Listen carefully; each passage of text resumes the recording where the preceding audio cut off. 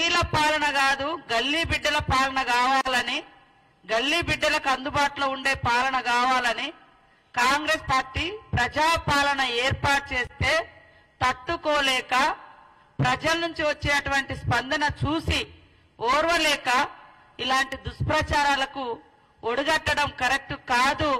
ఒకసారి ఆత్మ విమర్శ చేసుకోండి, ఆత్మ పరిశీలన చేసుకోండి అని ఈ సందర్భంగా ఈ బీఆర్ఎస్ కుటుంబ పాలన పార్టీకి తెలియజేస్తా ఉన్నాం.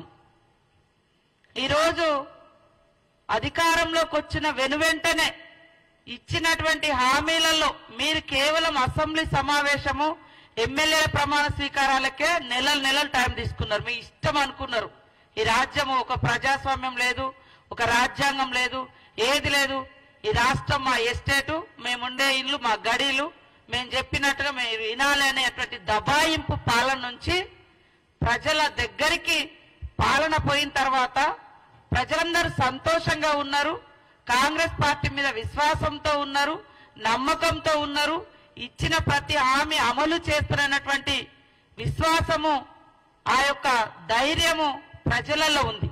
కానీ ధైర్యం కోల్పోయింది ఎవరు అంటే ఈ బీఆర్ఎస్ పార్టీ వాళ్ళు. అధికారం లేకుండా బతకలేనటువంటి పరిస్థితి ఉంది.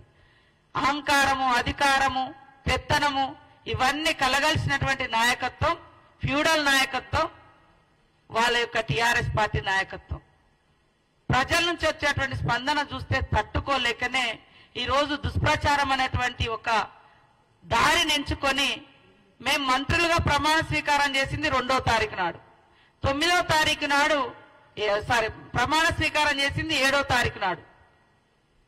9వ తారీఖు నుంచి మేము ఇచ్చిన ఒక్కొక్క హామీని అమలు చేస్తూ మిగతా హామీల కోసం దరఖాస్తులు తీసుకోవడం కోసం ప్రజాపాలన పెట్టడం జరిగింది. అంటే మేము 7వ తారీఖు నాడు ప్రమాణ స్వీకారం చేస్తే 9వ తారీఖు నాడే ఇంకెప్పుడు అమలు చేస్తారు అని మాట్లాడారు. 5 సంవత్సరాల క్రితము మరి ఏకకాలంలో రుణమాఫీ అని చెప్పి కనీసం ఎంత ఘోరంగా రైతులను ఇబ్బంది పెట్టిరో మర్చిపోయారో నేను అడుగుతున్నా.